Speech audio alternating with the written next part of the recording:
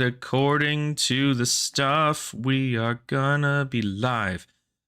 I'm gonna make my post on Bluesky.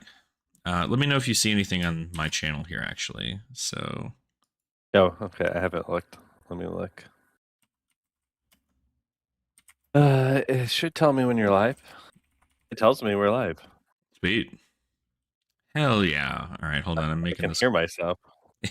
Yeah, mute that thing if you're going to be on stream looking at chat. Or you can pop out chat too. That's also another thing to do. I guess I can hear myself now. Yeah, I sound fine. Yeah. I should probably sound better. Let's open up this panel. All right, let's see. I have to apologize to everyone. I feel like I'm coming down with something. No. So I'm trying not to sniffle. You do not do that. Do not get sick. I know it's hard to do with kids, but I don't know. Like last night, I was fine.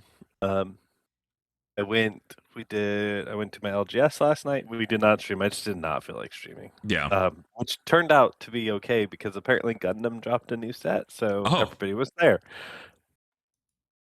So I was just like, all right, well, there wasn't even space for me to do it anyways. That's totally fine. Didn't even matter. Matter. All right. Yeah, it looks like we're live. So I will put that down here. We've got the chat up. Got everything over there. I've got posts all up the wazoo here. Let me get this over here. Move this. Cool. All right. We're live. So I know. We're ready to go. Did you Bluesky it out? I did. I Blueskyed, I Twittered. I did everything. I don't do Twitter anymore. Fuck that. I don't actively do Twitter. It's quite literally just like, hey, you know what? When you also the only reason I do it obviously is just to get more eyes on it. But like, also James White follows me on Twitter, so I gotta let him know that we're doing something, right? So right, yeah. No, I completely deleted Twitter when I switched to Bluesky. I waited a month or two, and I was like, you know what? I don't miss it, and people I follow on Bluesky that I care about, I'm just deleting it. Yeah, the only time I ever go on there is to post that I am doing something for a video. I'm never like browsing Twitter. That place is a cesspool now. I know. I have felt that my life has gotten better by being off of Twitter. Correct. Like, completely. Correct. 110%. I can agree. I think that's just how it is. We have lots of cards, but before we do lots of cards, I got to do a countdown. The countdown for the jingle, live to everybody. I know. 3, 2, 1. Common language in the morning. I think it was good. That was so good. So crisp. You know what? You can watch it back. That's the best part. We're live right now. Oh, wait. You watch it back. I know. Should see how it is. Well, you end up hearing yourself at the end of the day, right? But wow, it was good. It was good. Yeah. Love it. Love it. Every time we get now, see, I'm glad we found that out because when you were mentioning that you were getting the delay when I would do it, I was just like, wait a minute. I'm hosting the recording. I think you should start it. And we're geniuses. It was like one of those like just too dumb to realize. We're actually geniuses. We're actually so freaking cool. So yeah. So, we have a big list. I don't know that I really want to go into my week in Flesh and Blood other than, hey, I played some. I went to locals. Great. Yeah. I mean, that's pretty much all you can do, right? Like, I definitely was. I went to my armory yesterday. That's what I did. So we only ever do CC armories right now. When Sage gets live, we're going to be doing more Sage stuff. Also, hold on. Before we even get into that, welcome in, everybody. If you're watching this live, it's actually to everybody. We decided to do this live stream to everyone on the channel. Just kind of a little hangout thing for people. And feel free, right? You can chat with us. It's a live thing, so we'll be taking in. We won't have like a questions thing, I guess, but like feel free to obviously voice your Yep. your things about Pen in our top 10 and tell us why we're, crazy for thinking this card is good when it's probably not. But yeah, otherwise, I mean, I'm still going to post the VOD for this, so we're still going to have VOD stuff happening. Outside of that, though, I mean, it's I didn't do too much in regards to Fab. I've been doing a lot of testing with Arachne Huntsman and CC, trying to figure that whole thing out. Now that we know more of the Majestic cards that Assassin got, I don't think much is changing about the deck. No. But it's still a very, very, I think it's still a very fun deck to play. I might dabble a little bit into some Guardian nonsense, but I think that Huntsman's a lot of fun. I went 2-1 at my armory last night. Ended up cashing, so that was cool. Love to see that. Nice. I've been cashing every armory I've gone to with Huntsman, so I cannot complain that something's wrong. But I also came to the realization yesterday, after now that RTN season is over, looking back at all the stuff that we had, I think I probably could have attended 3 more RTNs and just did not do it. So I was like, oh man, that's on me. So I just need to be more proactive about that next time around with PQs. Just getting myself set up and doing that there. Yep. But that's pretty much it. That's all I've been doing is just Huntsman. I've been looking over Pen spoilers, which obviously we're talking about today because we've got a lot to go into. So I have about a dozen that I was like, okay, if you name one of these, I have some fallback ones. Do you want to start us off? I was going to just kind of go down from. I also was going to go down from the top, right? So yeah. I have them in that list. If we do end up having the same card, we can just talk about it, right? Even if I talk about a card and it's further down in the list than from where you have it, we'll just chit chat about it. So yeah, that's what I was thinking. That's why I was like, I have 11 or 12. Sick. Yeah, and I literally made the list in my bed this morning at 7 because I was like, let me just fine tune this. I ended up putting 17 cards on this list, and I'm like, oh, I had about 15. I was like, this is far too many. We need to cut this. And so I tried cutting it, and I'm like, I think I've come to my 10 that I really enjoy. So first one, Predatory Plating. Oh, that's not on mine. This card, I like this card a lot. This is the new Brute chess piece.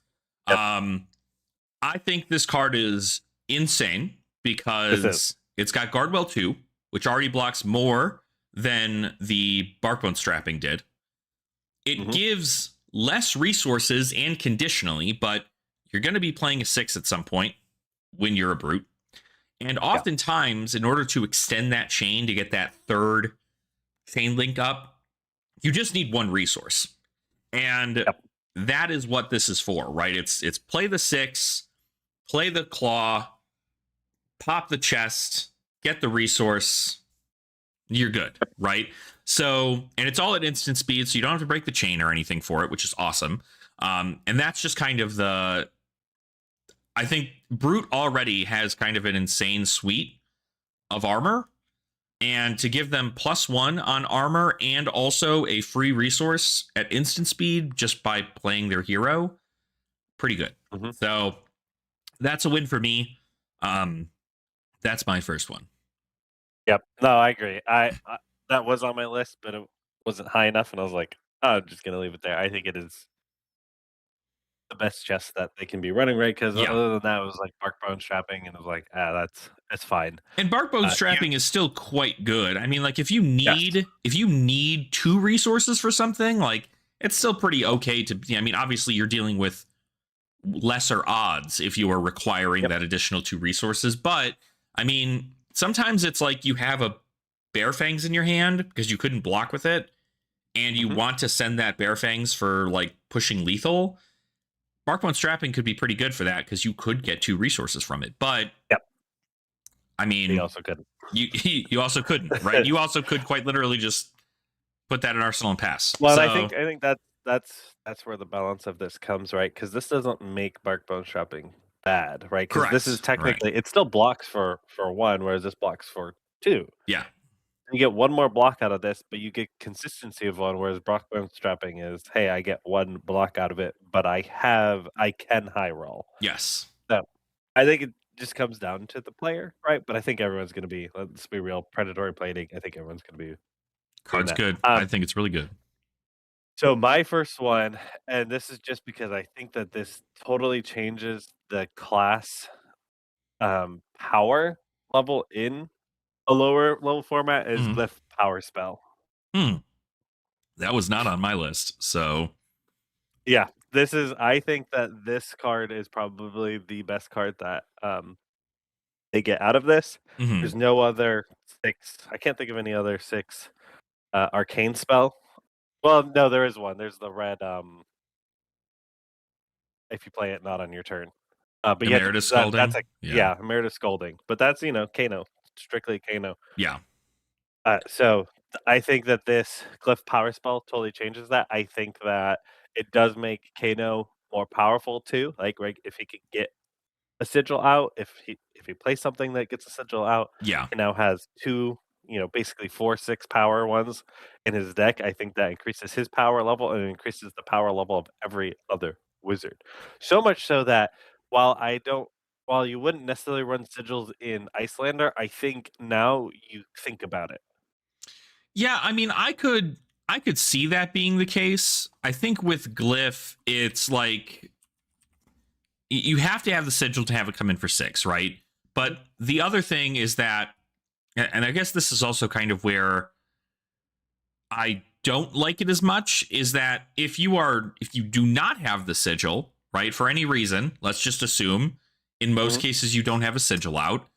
this costs the same as Red Voltic Bolt, Yeah. but comes in for 1 point less.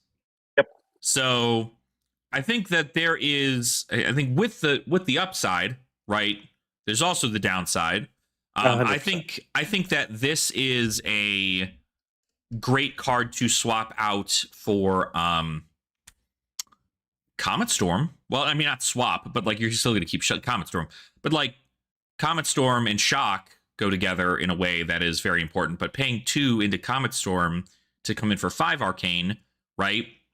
You're going to have a No, this sigil more than likely with yeah, a Cilio than anything. this makes So Acilio more consistent. yeah, for sure. At least it Is what it does. preventing, because what that's, let's assume that's the last thing you do. You blast to oblivion the sigil conductivity back to your hand, and then you play it, and then you pitch a blue, play the. I mean, I guess you don't need to Yep. pop it back or whatever, but like anyway, you have like 4 on Volzar. This can come in for 10. Yep. Like that's pretty good for a budget format, is being able to just send 10 arcane. Right. Like AB3 is not going to do anything to that. So No, 100%. So that's why I have it kind of as I have it as my top one, just because I think it's going to do more in warping the format than any other card. for sure. Because I just think Arcane in general does more. In Hmm. general, Arcane always warps a format, right? But now Hmm. this allows it to warp a format much different than I think than I was expecting. Right. Yeah. I do like the fact that it does only come in red. Right? It's a rare. It's Right. red only. I have liked all of the single cards that have been one color. The rare Yeah. slots, like each class gets one, and so I think that all of them have been good. I would almost call them like the specializations of each of the ones, because every talent class also got one card in Yeah. one color. Hmm. So I would say like this is like the wizard specialization almost, Yeah. right? So I think that one's good. Yeah. Not bad. Definitely. I mean, obviously, Big Spell is a kind of the killer of a lot of these like Guardians and um anybody who's running AB3. I think this is more validation for me that I'm running AB4 in like Decimator Mhm. Olympia. Yep. Just because we are going to see a pretty big shift to Big Spell. So probably definitely will do. Absolutely. My next one, and probably on your list, but if not, no worries. I just picked the entirety of the Unity equipment for Yeah, Warrior. Yeah, that's on mine too. that I have is that at 5. amazing. I think it's the Unity equipment it's the only thing Warrior got that was good for that period. But I think that this is really fun because that is something that is consistent with Warriors and Guardians. Yep. Is that they have this fridge, right? This physical damage prevention in the form of their armor. And sure, I mean, Warrior had a lot of it, regardless of Blade Beckoner, right? You still had cards like Gallantry Gold and Refraction Bolters and even like Kasai's Hood, like Hood of Red Sand. Like Warriors have always had like pretty good armor. But what this does is this is for one, it's a direct upgrade to Blade Beckoner, like yep. complete step up, right? And it allows you to block more specific breakpoints of like 5, right? Yep. Instead of 4, because, you know, it also, the kind of better part for me personally is that it allows for, it kind of removes that limiting factor of Blade Beckoner, where if you got paired into a Ranger, all your armor just blocked for 1. Mm-hmm. Now you can block with a card from hand and 4 pieces of armor and get a whole whopping like 11 off of the block, which is really good if you were going to be seeing things like Dominate Azalea and all of these just like really large power attacks. Even like if we see like for some reason like Doubling Season Terra or something, like we're going to have options to be able to block very well. So I think just as a direct upgrade, these are huge. I love this. Essentially makes you start at 32 life. Yes. Like if you really think about it, yep, you're starting at 32 life because the reality of it is you are happy to block with a card or 2 from hand. Yeah. Every single time. Mm-hmm. That's a rare thing. I think that this makes Warrior actually semi-competitive because I didn't think Warrior was going to be competitive at all. Like I think we see that in CC a lot. We see that here. Like if you look at like Kasai, for instance, right? Doesn't matter which version of Kasai, like you're coming in for 6 to 8 damage in a turn, give or take.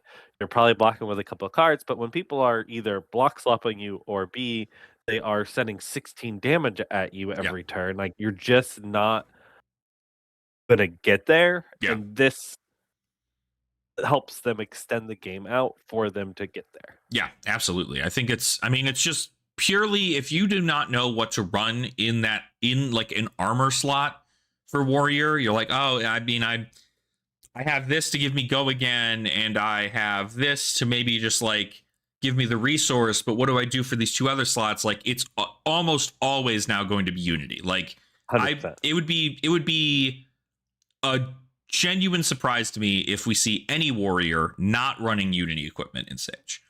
Like, yeah, I have an equipment later on my list that we're going to talk about. There's only one other equipment that I think could rival this equipment. Yeah. And it's only for specific Warriors. So, anyways, on my one, I have the Evo Beta base. So that's the Teklo Boston bases. We have a Teklo Boston main in our locals. He's our level 2 judge, and so he's been brewing with it, and he's been brewing it in Sage and CC. He thinks that there's something there. He always thinks there's something there, though, for Teklo. Let's be real. I mean, I think it is really good. Think there is. I think it is good. It's unfortunate they block for 1, but you know, so like if you have to block with them from hand, it kind of feels bad. But I mean, they cost 0. Right? Cost 0, they're blue, so you can pitch 1 to play 1 with Teklo's ability, and then they discount the Sentry stuff, which is huge. And that was his point. Is he's like the only thing that, or her point, was the only thing that,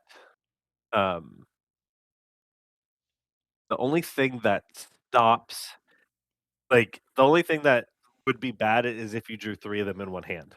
Right.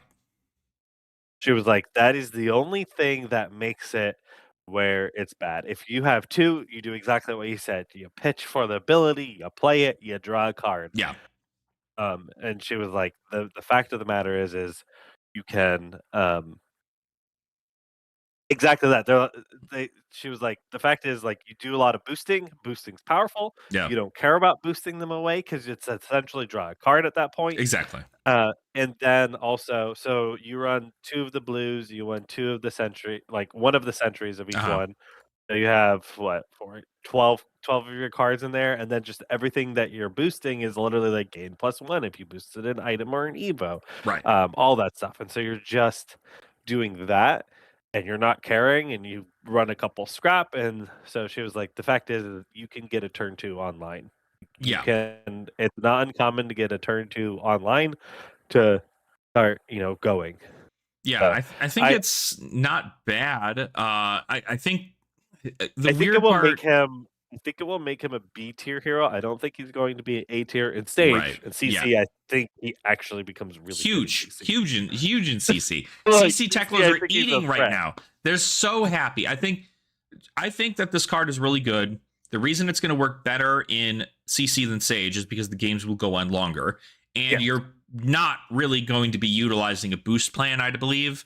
As much as the new boost cards seem to do something, right, in regards to that, and boosting is often what you would have thought, right? Get them into the banish zone. You can then play them from banish with Teklo's ability, and then you're good to go. But you also run the risk of boosting the Evo upgrade cards, which are the cards you want to Yeah. keep for In the CC end of or the in here. game, right? So you get to play, the artillery assault or heavy Mm, artillery or yep. liquid cooled mayhem. Like those cards are key things to present like a huge amount of damage when you're Well, I'm online. almost wondering if those become irrelevant in Sage. Like I could see people moving away from that and literally just doing boost cards and Evo cards and just allowing you to just outlast your opponent because you get a ton of armor. Sure, it's just 1 armor, but once that 1 armor is on there, you can then get the base equipment, Yeah. which each that's,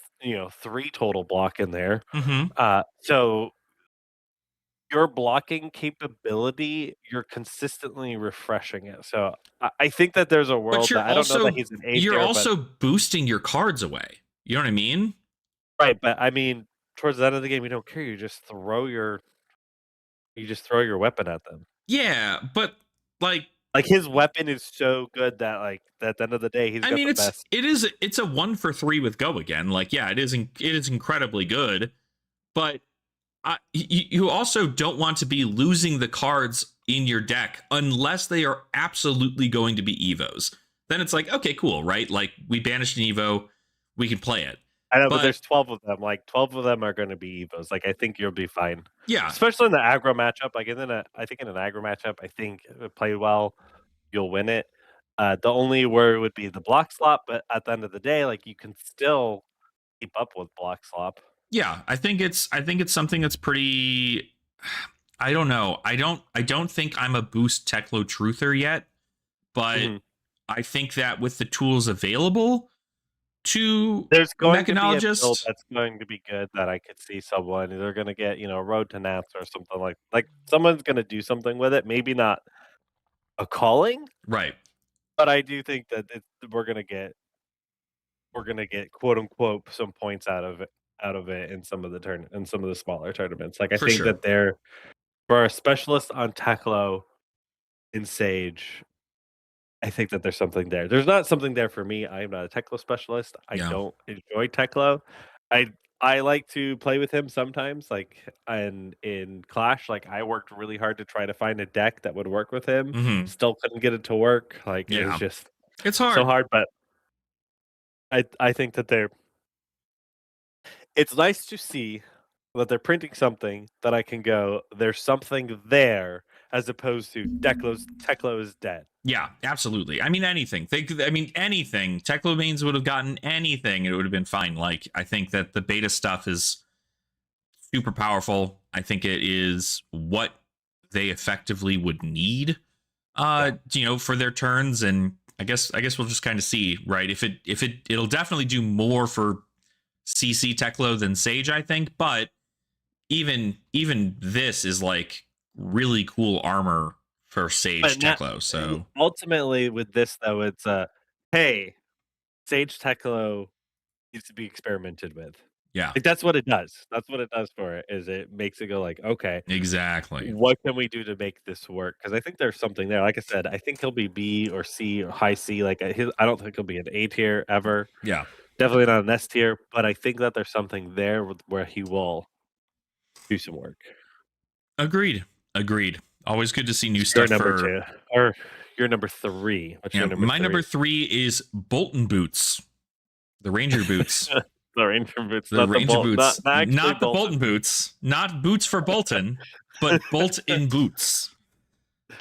I think that this is a really fun card and also something that Ranger could just like get like run away with. I think Yeah, that you're one, it's battle worn one, so it's not like you have to give it up yep, and then not get the ability. So you get block value on your boots, and you get to give something go again. Because let's be honest, your arrows are always going to have more than power than their base in most cases. And all you need to you say do is that. just pay one, send it, right? Like even if it's just bullseye bracer into that, send it. Yeah, I mean, it's a great way to go about doing it if you have the resource, which I mean, the one resource is probably going to, if I were to guess, that's probably going to be an indicator that like maybe like 2 to 3 more blue cards in a Ranger deck now, notably more than it was previously. But not like a lot. I think that the curve is still pretty good, and really, if it's just like Riptide loves this card. I mean, I think I think that I think Azalea loves this card, and I Azalea likes think the card. Riptide loves this card.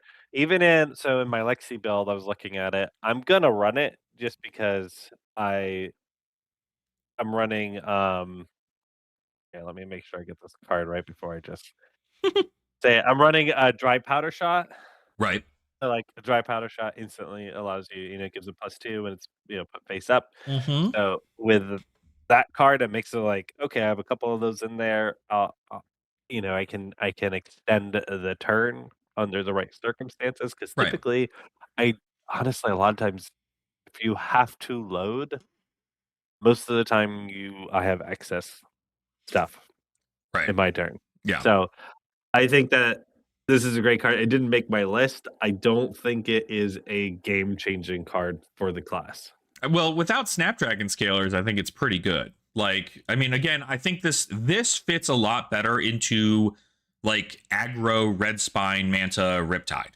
I think Yeah, that's like yeah, a yes. huge thing for that. And I think that this does allow for like more uh red line like go again, because I mean, with Yeah, access to bolt and shot, with access to swift shot, falcon wing, all these go again arrows, like you could easily do go again into this if you find ways to load. mhm, You have the reload abilities of Ranger. A lot of it can eke out, but I think even just having the battle worn one on it yeah. is great. Like, sure, this could Well, be Blade Beckoner boots, right? But yeah. like, I I think think it's fine. I yeah, no, because one of the things I've seen, because 'cause I've been playing a lot of Lexi, is the Mhm. fact of this will impact the class more than a Blade Beckoner. Because most of the Right, time, like, sometimes I don't even get the full value off of the Blade Beckoner. right, Like, depending on what class I'm facing up against, things like that, right. and that one extra block, I would rather have it be an extender. Yeah, Like, that's the reality of it, yeah, because for a ranger, if I'm using this, that one to in order to get go again, number 1, they're probably gonna have something to reload, or maybe you just haven't used your bow yet, right? Like, that helps for the stuff like, "Hey, something's stuck in my arsenal, I'm mhm, gonna pump it up like an arrow, and I'm going to give it go again." right, For, like, somebody like Azalea or Riptide. For Lexi, not so much, but I mean, you essentially can look at it and be like, "Hey, this is extending it for 4 power." Like, because all your right. arrows are 0 cost, and so essentially that cost 1 is essentially 4 power on the other side. Yeah, I The mean, difference between blocking 1 versus attacking with a 4 power is huge. and I mean, you want to keep the tempo, right? Like as a ranger, if Yes. you run out of tempo, it's like, okay, it's you have to have your opponent brick pretty freaking hard for you to be like, okay, I now have 3 cards in my hand where I can load, and then I Mhm. can shoot, and then I can maybe do another thing with this last card in my hand to do something else. Like you'd have to keep 3 cards in most cases, Yep. because keeping 2 cards is just load shoot. Yep.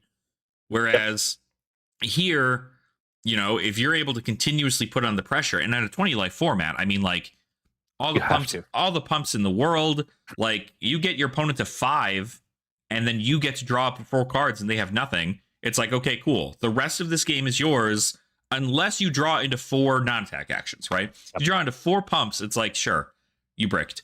But that's what it comes down to, like cost curve and all this other jazz and whatever. But like, it's I think this is just fine because it's effectively give an arrow the bolt and shot ability without the reload. Yeah. So Without the reload. But it also, like, it extends your we talked about Riptide, because and Lexi, like, there's been turns with Lexi, for instance, I get an awkward hand where I get like, "Hey, I got a dry powder shot, I got an Entwine Lightning," but I don't have any way to give them go again, for instance, but right, I have, like, a resource card, so what this does is this allows me to load my dry powder shot. right, I number 1, I get to draw a card off of it, so maybe it'll turn it around, but if it doesn't, perfect. I will give my dry powder shot go again so I can attack with another 4 attack. Like, yep, there's been times when I've been testing this deck, because we've known about this card for a long time, hmm, where I've sort of been keeping track in my head of, like, "Hey, that would have made a difference in this yes, game." yes, And there's been several of them, and it's one of those, like, it's few and far between, because you can usually, especially with Lexi, you can kind of weave your hand in the way that it works for you, right. just because it is a lightning build, but those times that it would make a difference, it would have won me the game. Yeah, I think it's just having that additional value of sending another arrow. Like, that is what you need to push that tempo in your favor. And if you Yep. can't, then I mean, that's any extender is a good extender. And again, this is just a 1 cost Snapdragon scalers. So, you know, Specifically for arrows too. for arrows, yeah, specifically for arrows. So, but I mean, even still, I think it's at least my favorite out of the things that Ranger got for like a Yep. general purpose, right? So, So my number 3 is dyed silk sleeves. I just realized we're not reading these cards. We probably should. This is attack reaction. It's a ninja equipment attack reaction. Pay 1. Tap this.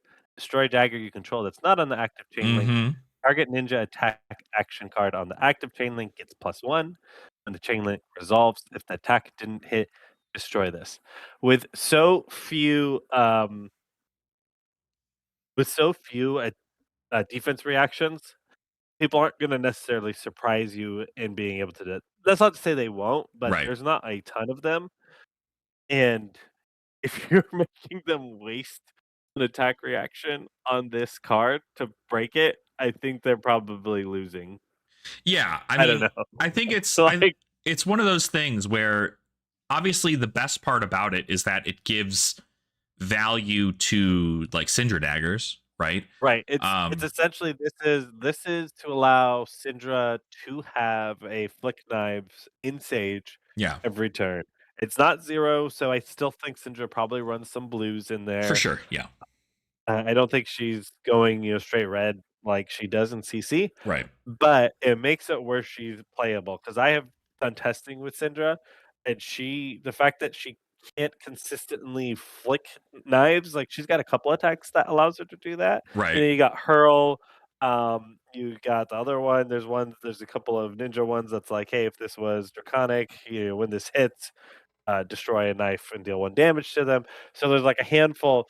The main issue that I've seen though is those aren't consistent enough, yeah, and they're always costing. And so allowing you to have this where every single turn I can pressure essentially flick knives, mm, it's not preventable, right? right, It's not unpreventable damage like it is in CC. I mm, think that's fine.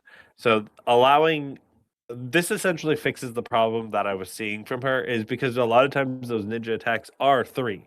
There's too yeah, many, like, just 3 attacks, they're just head jabs, which is in such a fast format like this, if I can't consistently turn one into like that's her thing in CC is, hey, I can consistently turn one into essentially an unpreventable damage. This, yeah, gives you a buff, But you attack with it, then you can attack with something that's 3 or 4, and then you can tap this, destroy that one in there. So that creates that cycle too. The other problem that I was seeing in general is the fact that like sometimes you just because you can't consistently destroy your kunais, Right. sometimes you attack with them and then you like literally have to stop yourself from attacking with your kunais because you can't get because you want to make sure you always have one on you to have a starter. Yeah. And so this allows you to consistently do that because one of the things is with this, for instance, is it destroys it. So even if they stopped it, you still will have that chance to pull it back down Correct. Yeah. at one time. So you have that like destroying one. So it's um it makes it where she's viable because Mhm. you can hit breakpoints and you can consistently hit breakpoints. It's not like breaking scalars where you have to only do it one time Right. on a combo. So this allows you to consistently hit breakpoints when you want to. She doesn't have a really good mask, so she's not threatening draws. So she just needed something Yeah. Just in it's just there. the outlet to be able to destroy for another +1. And if your opponent ends up, playing some kind of instant prevention effect to block out the remaining damage, it's like, okay, you lost your arm piece, right? But Yeah. at the end of the day, like you also got a card from your opponent's deck. So Mhm. it's not the end of the world there. And I think it's just like a great you can utilize it for multiple heroes too, right? It doesn't have to just be for Syndra, but like it is just kind of like It is a Syndra. it's a gotcha card too. If like for any reason you're like, okay, cool, let me just go ahead and get all of this additional value on top of setting up freaking I don't know, if you're trying to do something with your kunai at the last part of the game or your Mhm. Kadachi, and you're trying to get over for 1, right? And your opponent is blocking 4, Yep. but I don't know. I mean, I Uh, think it's the, it's not bad. It's not bad at all. So no, I think it just basically makes Syndra. It makes it so that there's a reason to play Syndra over Fi. yeah, You want to, right? Because now they have a very different feel, and she has an outlet. Because that before it was like, I was just the better ninja, right. period. And now it's like, oh, I have that. The other thing too that I find interesting is it is Blade Break 1. Hmm. So it's kinda follows that ninja-esque theme of, "Hey, here's my equipment in an emergency, I Hmm. can get a block out of it." If we talk about mask well, any mask really, like, they all have that where you can kinda blow them up, whether you're blocking or spell void or whatever in order to make sure. So, I just think overall it's a piece that once again, I really looking at this, and I didn't think about this until we were talking, all of the ones that I've picked are essentially ones that change the class, make the class, like, Yeah, actually semi-viable. and I mean I that's still that's think what it should Fi is be. probably yeah, and I still think, like, Fi might be the better ninja, Draconic Ninja to pick Right. overall, Hmm. but now it's a, "Hey, I enjoy Syndra, I have something that I have an outlet in order Yeah. to make her possible." Yep. Still very good. So absolutely, I think it's anything that can change a class that went from like, oh, I don't really have anything to do with my cool hero power and like what it is to being like, oh, here's a piece of equipment that allows you to, if your opponent snuffs you out, right, that's what they did and that's what they were planning to do from the beginning.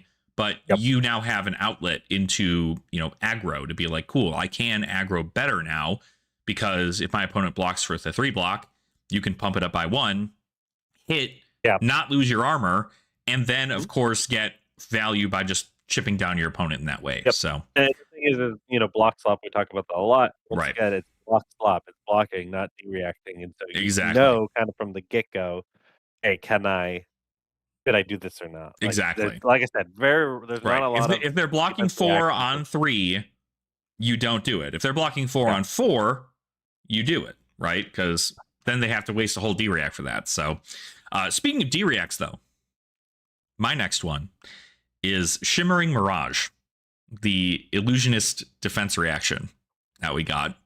Mhm. So this costs 0. It's a blue block 2.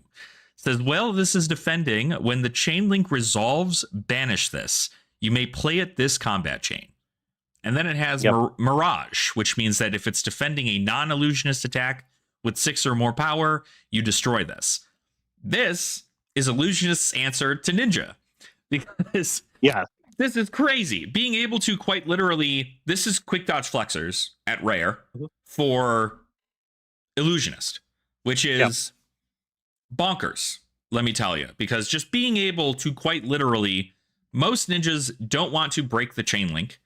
Mhm. Most classes don't. I mean, you even take a look at Briar, right? Briar is also trying to go a whole bunch wide, right? And sure, if you get Yeah, but snuffed she doesn't out, care about breaking the chain link. exactly, yeah, it doesn't matter about breaking the chain link. And also, uh, I mean, like, yeah, sure, right? You break the chain link and then you start it again, and then you lose this defense reaction. But I think that overall, just that's why it only blocks for 2, right? Instead of like for 3 or for 4. So it's obviously meant for more lower to the ground cards. The other Mhm. cool thing with this is that if you play this as a defense reaction from your arsenal, a hero that we don't actually see enough of, and this actually might be a sick answer to, is Benji. This Yep. is crazy just to have consistently in your banish zone to go block, block, block. But of course, they can break the chain, right? This is a very, Mhm. very, very easily stopped card because you can just go, okay, cool. I'll break my combat chain, start it again, and then you can't block with that card.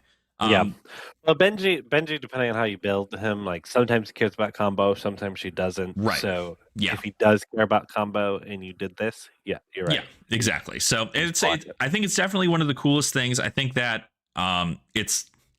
it's going to have a lot of effect. I think having it have Mirage, right? Obviously, you're not going to be playing this into like Guardian or into Brute, Yep. right? There's no reason for you to be playing this. But if you're playing into something that's low to the ground, right? Ira becomes like Mhm. significantly like, okay, cool. Block the dagger for Yep. 2, and then block the 5 power attack. And then it's like, Yep. okay, like sure, they can break the chain. They don't really care about it, right? Not many heroes care about keeping that full chain link like the draconic ninjas do. Mystic ninjas sometimes do, but for the most part it is just a great way for illusionists to defend out those pesky small attacks.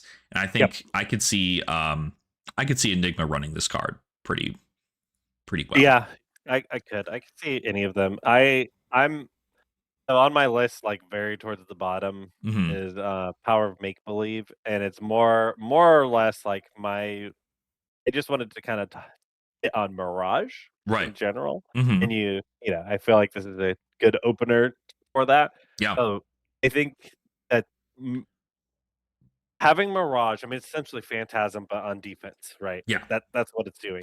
Having Mirage now makes it where illusionists don't have to rely on a aura plan in order to counter, all their stuff getting popped. Right. That allows them to feed into Mirage in there. So I really, really like that keyword. I do think we will find that uh, illusionists, now that they have access to Mirage, are going to build their decks that are very meta dependent. So, right, if we have a lot of low to ground, they're going to do Phantasm stuff. If they're a lot of big stuff, then they're going to do Mirage Yeah. in general. And so, I think we're going to see that. I do think that their sideboards, which I'm okay with a lot, and this happens with a lot of illusionists in general. I feel like is their sideboards are always so tight, and they never have enough spaces for it Yeah. for everything they want to do. And so I think that this is a good way of kind of handling that. So I like this keyword in general. It's way better than Spectra. Let's be real. Way better. Um, Spectra be should be banned. But this is a good in between effect for that.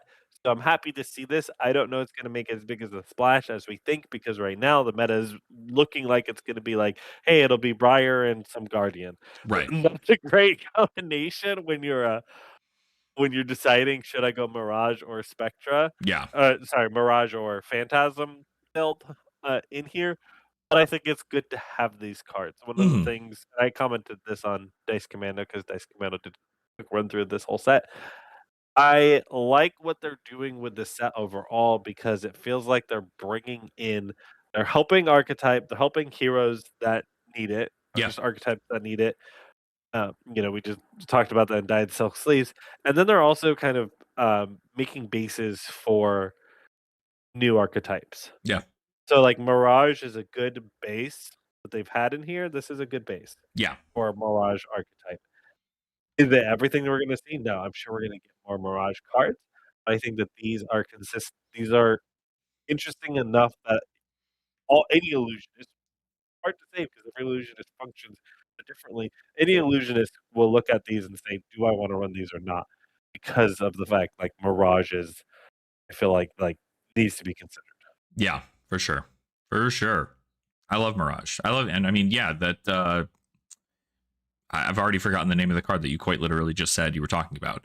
Um, Power make yeah, believe. power of make believe. Like being able to see that is like cool. That is near phantasm level damage, but it says Mirage on the bottom of it. So Mm-hmm.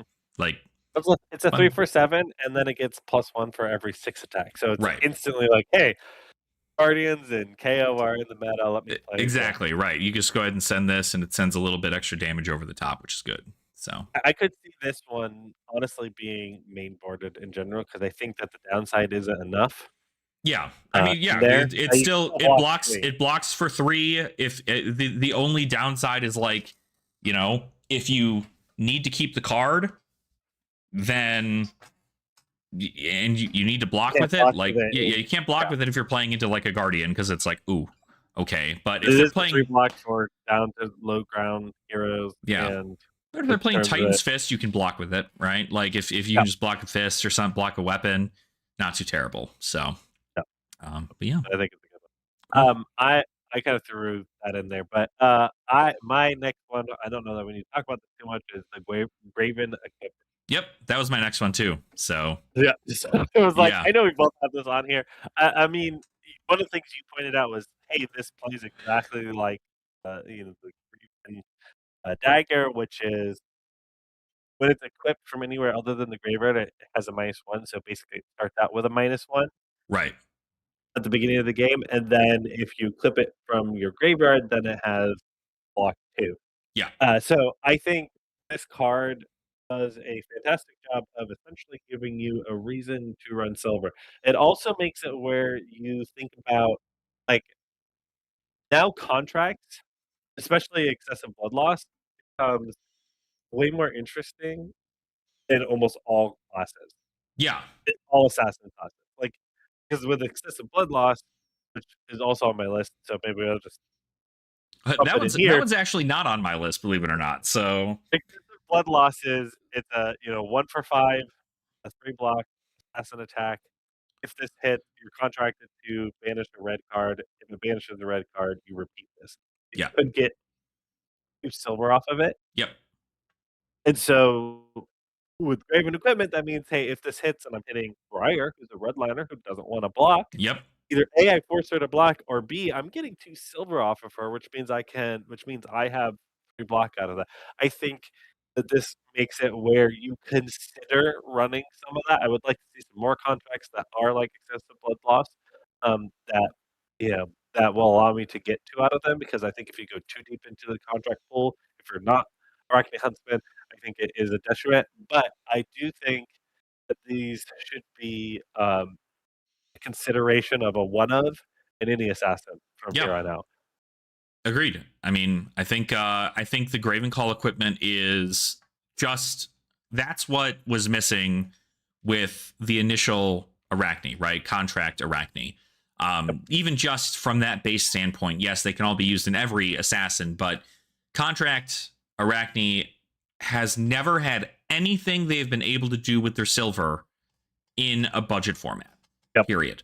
There has been nothing. They don't have access to Graven Call because it's a majestic. They don't have access to any of the Mask of Perdition or Black Tech Whispers because they're legendaries and majestics. There was never anything you could do with silver. So even if you got what you wanted and you were able to hit your opponent and mill cards from their deck and get 10 silver, there's nothing you could do with it. And this allows you to now go, okay, now you can spend that silver on what is essentially a fatigue plan.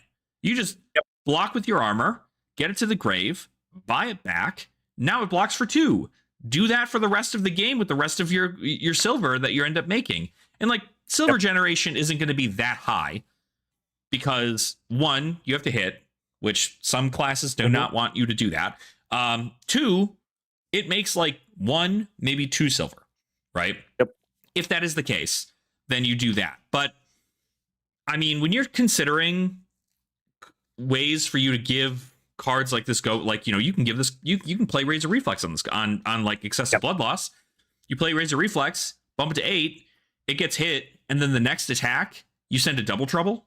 That Double Trouble hits, you get 3 more reds off the top or something. That's a lot of silver because you're still completing the contract. So I think what people haven't really considered too, right? We automatically look at OG Arachne, Contract Arachne. I think that this helps Azuri. I think that this makes Azuri for sure.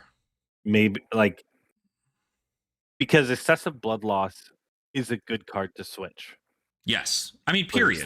Period. It's like, it's switch it in. It's just a good card to have. I mean, it's a 1 for 5 if you're playing the red, and you get to hit and possibly get 2 cards. Like, what? The only deck you don't ever do that in, like that you have like so bad odds into, is like maybe the Mystic Heroes. But at that point, you've got another card you could probably play if you're running into that many Mystic Heroes. It's not on my list, but it's not on my list. It's a card, but it exists. But yeah, no. So that's what I just like. I was like Graven Equipment because I think it makes excessive blood loss better, and I think it also, because you can get one of those buybacks with excessive blood loss. On top of that, I think excessive blood loss with the Graven, even just one piece of your Graven equipment, actually helps Azuri, right? Where she's not trash tier. Well, she's still probably trash tier, she's but still kind of bad. Like, I'm not gonna lie, pretty bad. For people that love Azuri, which are Azuri lovers, it does improve her odds a little bit. And I think one of the things in this format is sometimes you just get lucky. You can pull out some wins, and these two cards in there help you do that. And so I think in most cases you're only going to run one Graven Equipment, and maybe OG Arachne. Maybe you run 2. I don't know that you run all 4. Yeah, but once again, having the full suite means that you can fill it in wherever you want. Yeah, I mean, you're at least even if you just make 2 silver, you have temper 2 armor effectively then. Well, yeah, it's blade break. Right, but what I mean is like you block for 1 and then you're blocking for 2, so you do it kind of the opposite. And so you at least have that kind of versatility. And then if you get lucky, you get a couple more silvers. All of a sudden, you got 2 more block. Like, that's big. It's huge. I mean, you're able to do that, and I think a lot of some people had mentioned in my Silver Age A to Z video for Azuri that they were thinking they made a fatigue Azuri build that worked really well for them, and I'm just like, okay, well, like Ravencall stuff probably helps quite a bit for that. So Double Trouble, Ravencall, excessive blood loss, etc. Yep. Anyways, so what's your next one? My next one is actually going to be something I didn't think I'd put on here initially, but it's pretty good. Beneath the Surface, the Pirate Necromancer defense reaction. So it's a 2 cost yellow that blocks for 5, and it has Watery Grave. So when it defends, put it into your graveyard and then flip it face down, right? So same like your allies. But the other cool thing is that you can play this from your graveyard, which is kind of interesting because you can if you are able to filter a blue into your graveyard, you're able to then play it as a defense reaction from your graveyard, which is kind of insane. I mean, you have to ditch a whole blue from your hand, but this is a way for you to not, if you don't have it in Arsenal, because usually it's just going to be an Arsenal, right? But this help gets around any like of that evasive damage, right? Being able to just go, okay. And they made a yellow on purpose so you can tipple it. Exactly. That's what I'm saying. And you get 6 tipples in the deck. Like, it's pretty good.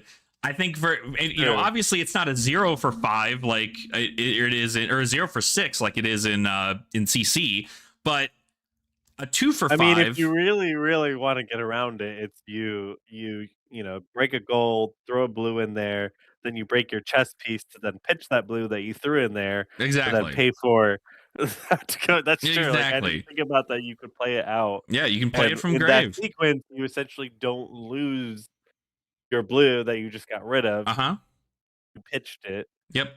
in a manner It's a very speaking, and you interesting got it card. out. And I mean, I think obviously like a D-React for 5, like the deck already doesn't block very well.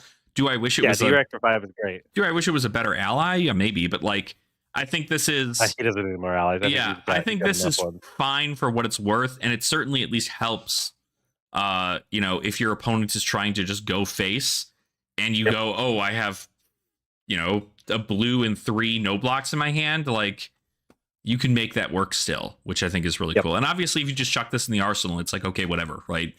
A 2 for 5 D-React. Like you pitch Right. Well, pitch an well, it's ally 2 for that 5. Exactly. right, Right pitch there. it Turns your ally into a block. exactly, which is what you want. So that's my next card. That's a card that I think was pretty cool to see. Jonathan Bauer says Azura might be interesting to tinker in this format. I think so. Yep.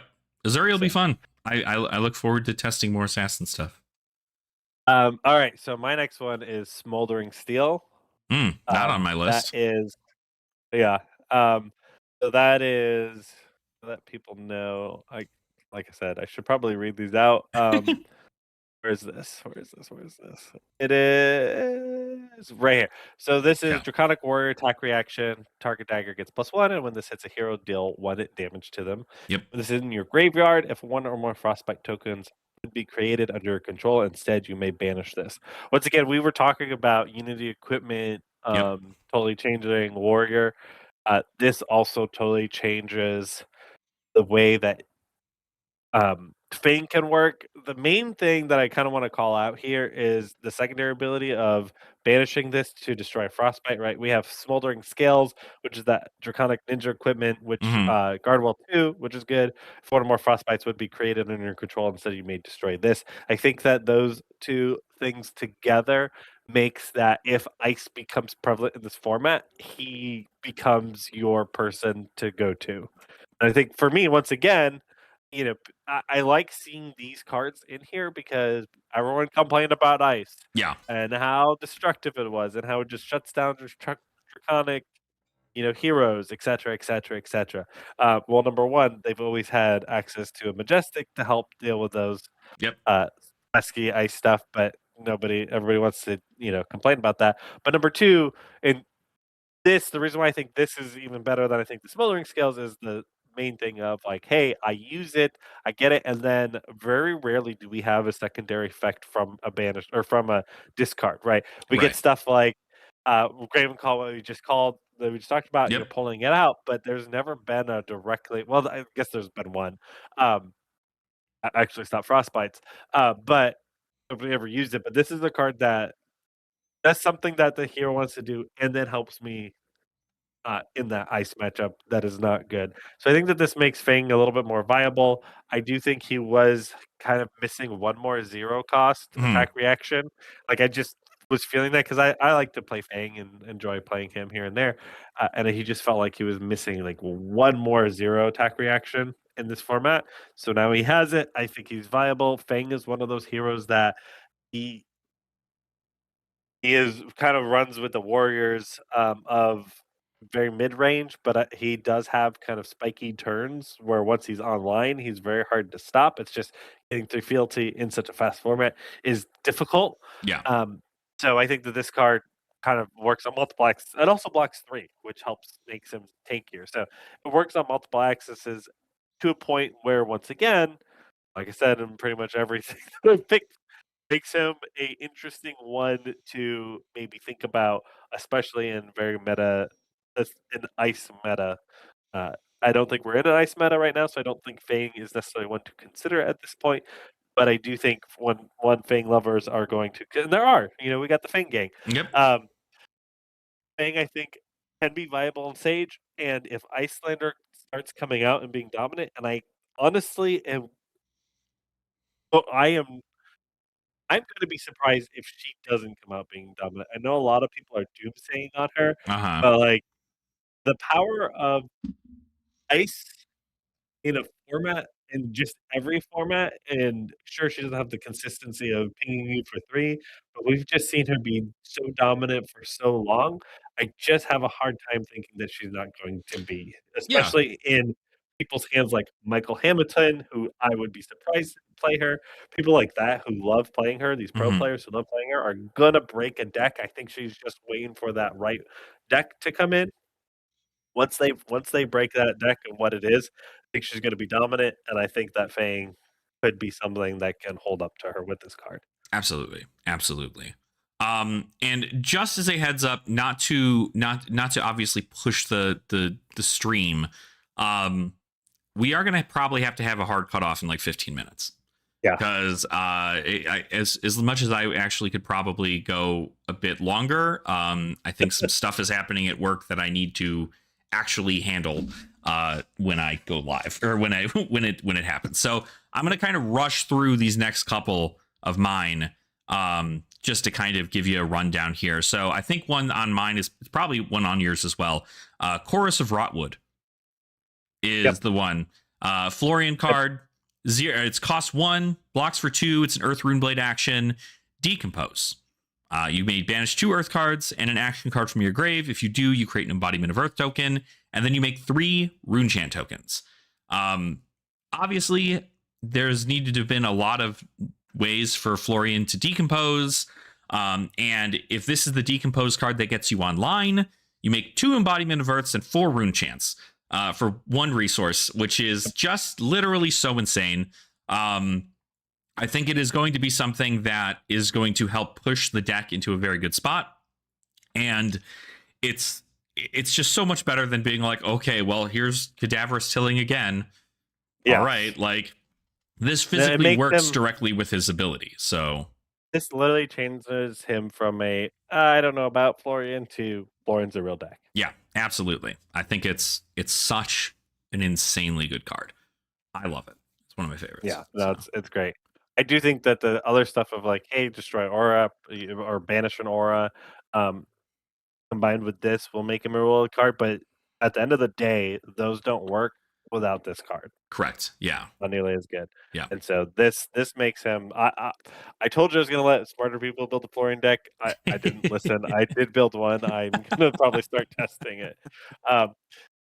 One that's on my list that might be on your list is Ion Charged. Oh, it's not. It was on my list. This is a lightning instant, a 0 cost, a yellow. At the end of until end of turn, lightning and elemental attacks get +1 while they have go again. Mm-hmm. I don't think that this necessarily right. This doesn't affect Snapshot Lexi because Snapshot doesn't get +1, but this does make Aurora and Acilio and Briar. I mean, Briar doesn't. Yeah, she'll go wide. And she doesn't. She sure doesn't need +1 on all of her stuff. Like but she also doesn't love to play instants.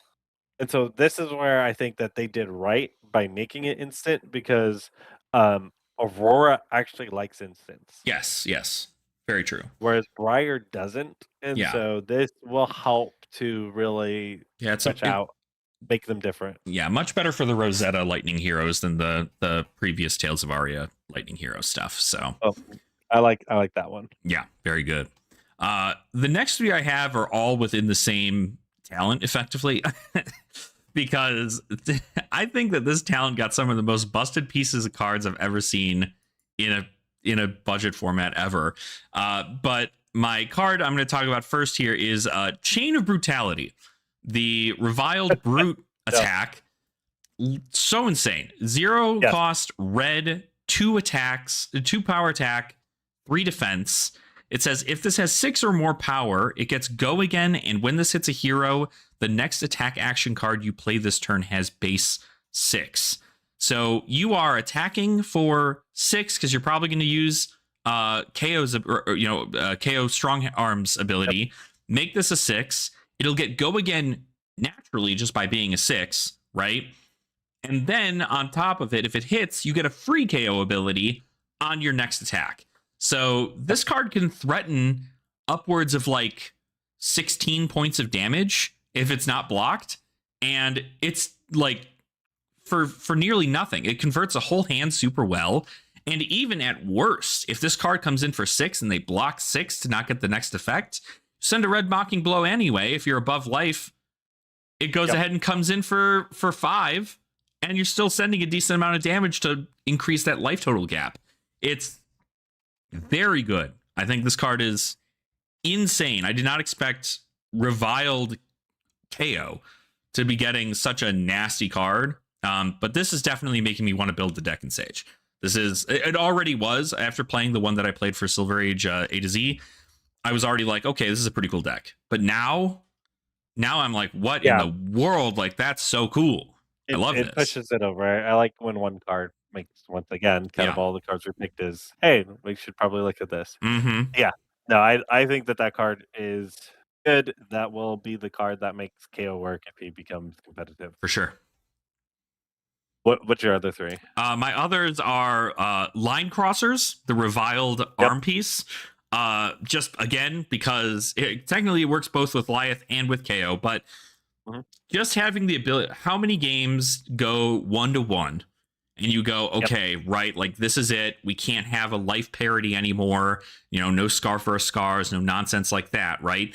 But this quite literally just says, okay, cool. Did I pitch stack my Mocking Blows? Like, now your Mocking Blows threaten so much more when they're coming in at the end game, because Line Crossers just says, okay, infinitely, if you have the same life as a hero, it counts as you having more and them having less.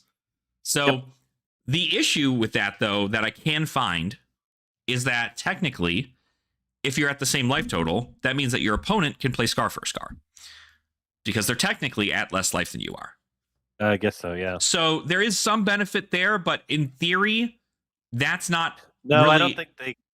And them having, okay, if you have the same life, it also counts as you having more than them and them having less than you. Okay, correct. And them having less than you. Yeah, so them having less than you means that they can play things like Scar for Scar. Their Wounded Bulls are turned on.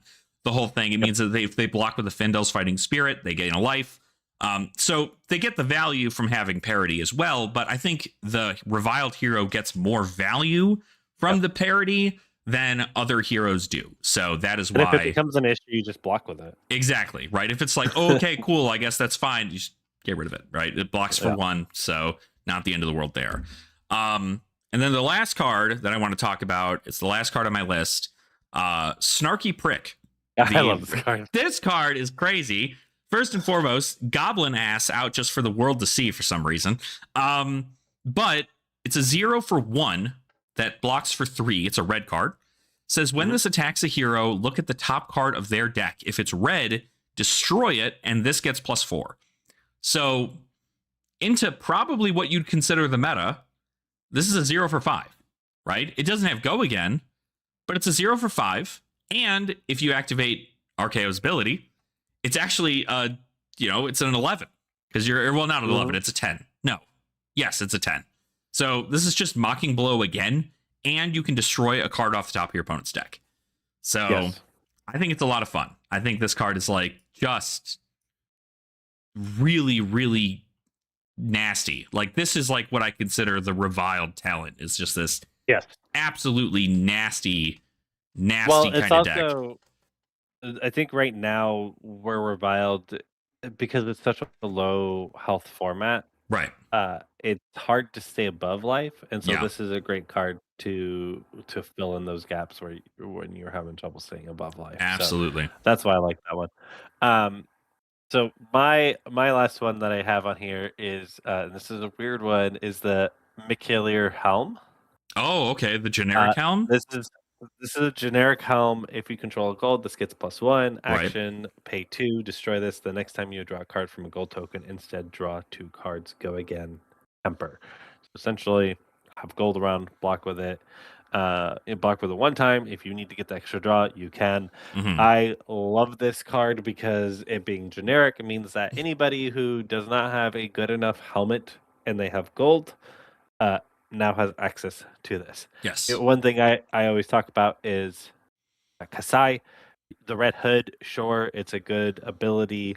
It blocks for 1. You can banish a yellow and a red, and when your attack hits, you get to draw a card. Great ability. In a warrior, though, a lot of times you want to have a little bit extra, but just giving you the ability to have extra draw is big, right? You have Cash-In was running in Clash, like I would run that in there. So having just a couple extra ways of getting a couple extra cards to threaten your reacts Mhm. is big. And then for ones that aren't necessarily Kasai, it gives you something with your gold. If you Yeah, need extra, extra block or things like that, we look at uh not Lyeth, other gold main. Victor. Victor, right? Like his one, I think his one is like Blade Break 2 or something like that. He doesn't have temper Yeah, on it, whereas this kind of levels that up a little bit more, so he yeah, can have extra armor. His helmet honestly is terrible; it has to block with another yellow or two yellows or something ridiculous. yeah, And so this is kind of a straight upgrade for that. So any gold we've seen is going to be important. So anything kind of moving forward, hey, you have a helmet to give you that extra block if you need it. So I just like that in general as kind of a whole kind of a hold in there. yeah, for sure. I think it's not a bad generic headpiece. I think at least for Kasai, you probably I don't know. The reason I like it for sure is obviously it's a temper 2 headpiece if you have gold, which is sick, Mhm. right? But I think the the downfall is that the effect doesn't really it costs you 2 cards to draw 2 cards. So it's Yes. a filter, which is good, right? It's always good to have a filter. It'll turn on Kasai's ability if you're drawing cards anyway, so you're fine there. So if you have like a bunch of blues in your hand, right? You pitch 2 blues, you draw 2 new cards, Mhm. and then you get to have 4 new cards and 2 floating. So 4 cards and 2 floating resources. That's pretty good. Um, I think that like Kasai I would see Kasai probably running Helm of Unity more. Yeah, she Um, might. but I think that if this ends up being something in which like filtering is so important, especially in like Victor does like to filter, and I think Victor could very well use this card a lot better. Um, just to have a 2 block or a temper 2 headpiece because you're always going to have gold like pretty much all the time. So I think that ends up being something that is very fun, and gets hey, more good block cards for everybody is not a bad place to be. So Yeah, 100%. cool, That's my cool. list. All right, well then I guess that's kind of it. We've run through it. I'm not gonna lie, Pen has been very cool to see a lot of these archetypes that we have not really gotten a lot for Yep. pushed to maybe have a bit more of a standpoint, right? I mean, I don't know, I don't think many of us were expecting to see reviled and revered card this early. Oh, 100%. And so it's so cool that they're still pushing those. A lot of archetypes, Ice obviously getting a ton of cards printed. You have the elemental cards that are coming out that are just going to help boost those classes entirely because that talent is just like nuts already. And then like heroes that initially I would tell you stay away from. I think that Florian's in a pretty good spot now. I think that Yes. like there's a lot of heroes that I've seen that are just like even like the chaos stuff. If you're looking at like Web of Deceit. Oh dang it! Of course my camera's going to go out like this. But it's just kind of really fun that this gets to happen at that level where you're experiencing the way that other heroes want to play without needing to Yep. like feed into something else, right? Like contract Azuri or contract Arachne has always been one that even back when I was playing Commoner, I was like, well, I wish I could do something with silver, like anything at all. And now it's like, okay, you can, and now every assassin can. So if you're deciding to play solitary confinement and you want to play stealth card pump into contract pump, now you have a bit more of give and take. You're still doing the game plan of milling your opponent, and you actually have a payoff. Like you have a legitimate payoff.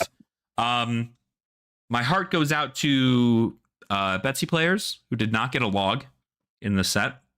I know. I wanted one so bad. RIP Betsy players. But hopefully Betsy players will just keep. They didn't get anything. Like I didn't like any of the Guardian cards that got printed. So I think it's just kind of one of those things. Yeah, they were all Valda. It was more stuff for Valda. And to be fair, Valda's broken. in this format now. Like, I can. A lot of good stuff. That's a whole different video. That's a whole. We can get on a whole different topic about that. But I gotta get out of here. I gotta bounce. Unfortunately, because my day went from cool. I'll be able to talk for another 20 minutes to the second it hits 10:30. I gotta get on here. So, but hopefully everybody enjoyed the stream. Hopefully everybody's got their own little opinions about Sage and how these things affect. I'm sure these cards also affect Classic Constructed in a way that is very effective to the hero that you want to play. Some more than others, but it is just kind of about how you want to set things up. But as far as Silver Age is concerned, I think that this was a great injection of new cards. And frankly, I think that we're going to see quite a switch in meta. Maybe not like that large, because I still think that we're going to see like Briar Oldham kind of concept, right? But I think for the most part, we are going to be seeing new heroes that may not have initially been up there with these new tools. So that'll be pretty fun. So cool. All right. Well, again, thank you all so much for watching. I appreciate it. If you enjoyed today's stream, you can watch it tomorrow as well, because I'll have it set up on that whole thing. But feel free to go ahead and like the video, subscribe to the channel as well. If you haven't already, go check out Nathan over at Bulbrew Games. Nathan does a lot of artsy fartsy stuff, and I love seeing the Shadowbox. Yeah, I was just like, where the hell is the name of the card? The Shadowbox stuff, and it's all very cool. And he posts a bunch of stuff over there. Also, sometimes goes live to do casual nights as LGS. So very fun. So all right. Well, thank you all. I appreciate it, and I will see you all in the next episode of the Common Language Podcast. Bye, everybody.